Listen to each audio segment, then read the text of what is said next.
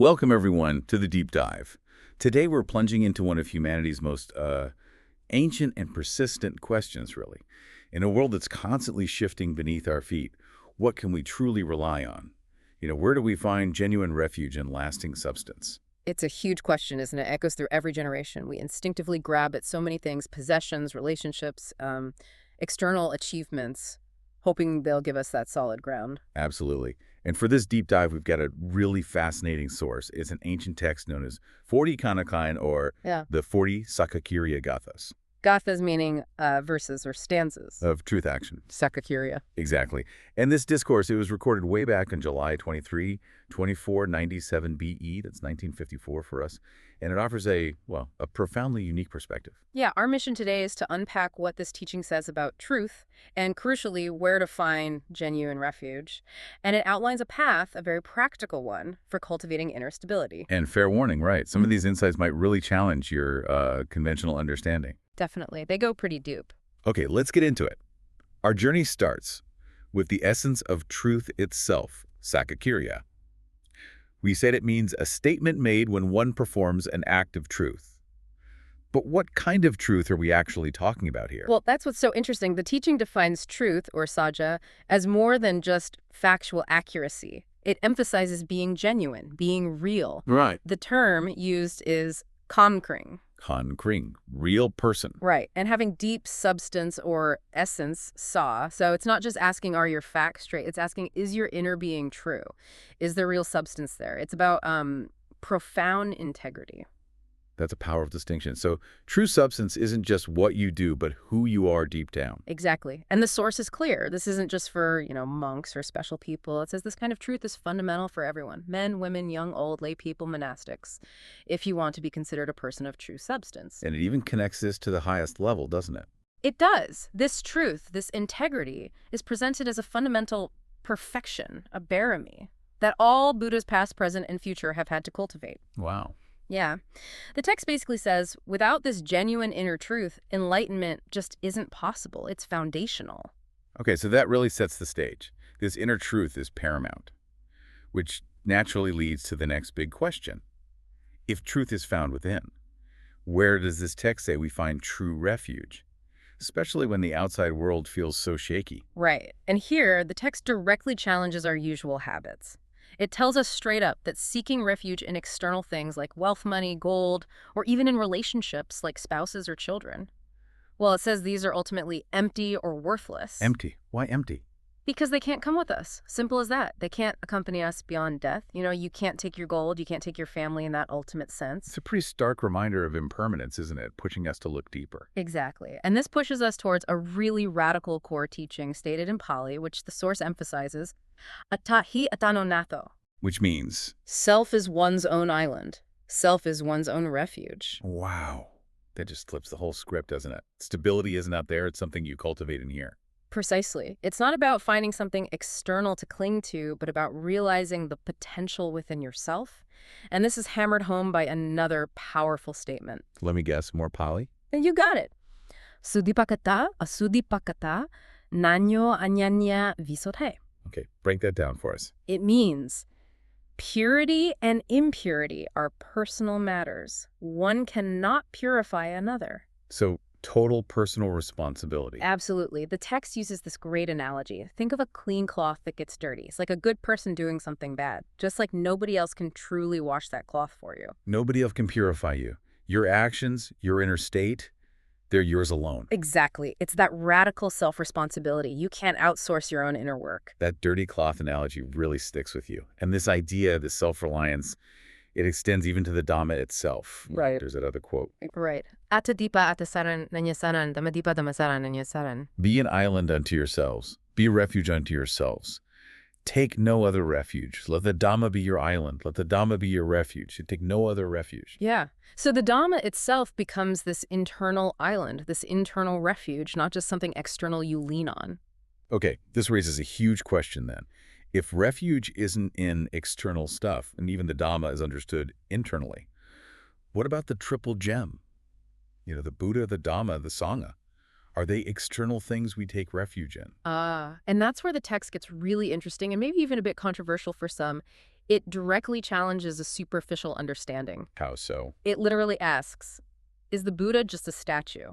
Is the Dhamma just scriptures locked in a cabinet? Is the Sangha only a monk wearing yellow robes? And the answer is? A clear no. The source explicitly states these are not the true refuges. Okay, so what are the true refuges then? It introduces this crucial distinction. It says the common terms we use, futru, themu, sangha. These are what it calls nimittakanama. Nominal names, like labels. Exactly. Concepts, pointers. The real refuges, the true gems, are the Futtaratthana, Tamaratthana, and Sankharatthana. The Buddha gem, the Dhamma gem, the Sangha gem. And where are these gems? In. They are states of being found inside oneself. This is genuinely radical. So the Buddha gem isn't the historical figure or a statue. It's described as awakened knowledge within oneself, that clear knowing quality. Okay. And the Dhamma gem isn't just the texts. It's right action, truth within oneself, living the truth, essentially. And the Sangha gem, not just the community of monks. It's the one who maintains goodness, rightness, and truth within oneself, the one who actively upholds that inner Dhamma. The text uses the phrase, Sangena Dorito the Dhamma, being held, maintained by this inner quality of Sangha. So the profound implication here is that the real triple gem isn't something you find outside yourself to worship. It's something you become.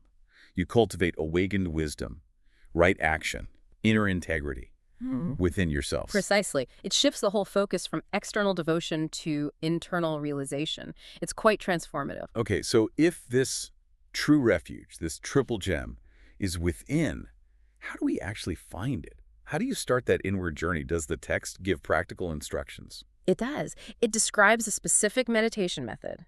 The core instruction is to stop the mind, jayu, at a very specific point. Just The center of the Dhamma sphere that makes one human.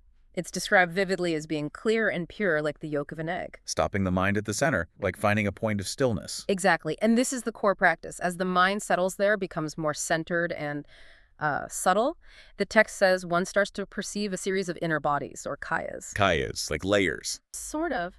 Think of it like tuning a radio. As you get the frequency just right, the signal gets clearer, more refined.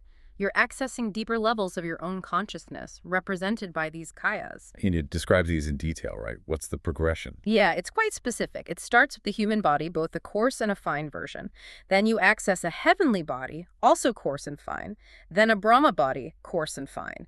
Then an Arupa Brahma body, again, coarse and fine. Wow, that's a lot of layers. Where does it lead? It culminates in reaching the Dhammakaya. This is a really significant stage. And what's that like? It's described as seeing an image like a Buddha statue with a lotus bud top knot, clear like a mirror, beautiful. Like seeing an inner Buddha. That's the imagery used, yes. Yeah. And the text even gives dimensions. An initial coarse Dhammakaya is described as being 5 was in circumference and 5 wa high. A was is about 2 meters, so that's quite large. Then there's a fine Dhammakaya of the same size. And it doesn't stop there, does it? The path continues. Right. The text details further stages associated with levels of enlightenment in traditional Buddhism. Each stage reveals progressively larger and more refined Dhammakayas. Can you give us a sense of that scale? Sure. So after the initial one, you reach the Dhammakaya associated with Sotapanna, or stream entry. That's described as 5 was across, then a fine version that's 10 wo high. Then Sakadagami, once returner, 10 was across, 15 was across. 15 was high.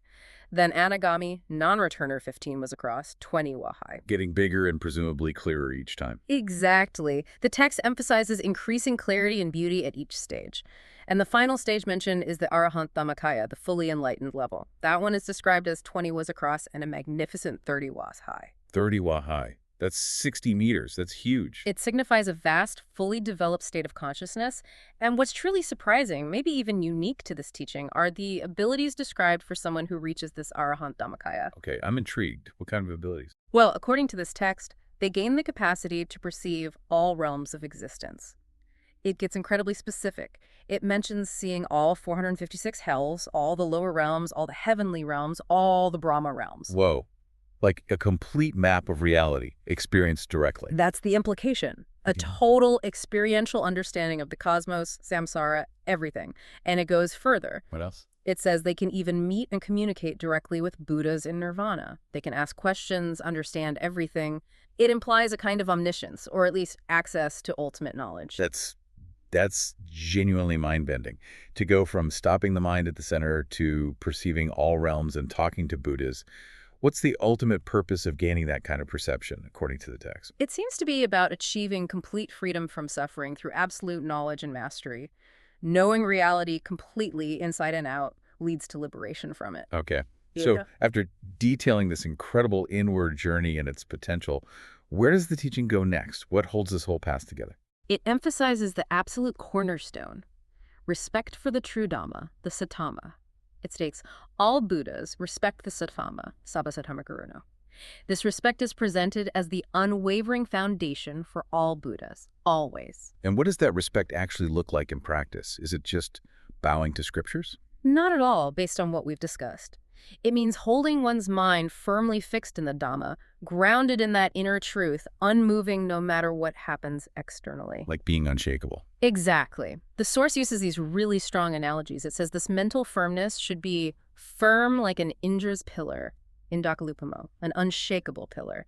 And like a mountain, Pavatapamo, completely unswayed by winds blowing from any direction, whether it's praise or blame, gain or loss. So developing this incredibly stable inner core. Precisely. This unwavering mental firmness provides what the text calls a crucial foundation of heart-mind, a lakjai, an inner anchor. And it notes, interestingly, that scholars or wise people are displeased by those who lack such a spiritual anchor, because without it, you're just adrift. That makes sense. Yeah. So how does this translate to daily life for, regular people? It means upholding your precepts, your sila, consistently, whether you're a novice, a monk, a layman, or a laywoman. It means consciously maintaining the mind fixed at that center of the human body's dhammasphere, that point of inner refuge, even when facing difficulty, pain, or even death. So it's an active, ongoing commitment, not just a belief. Absolutely.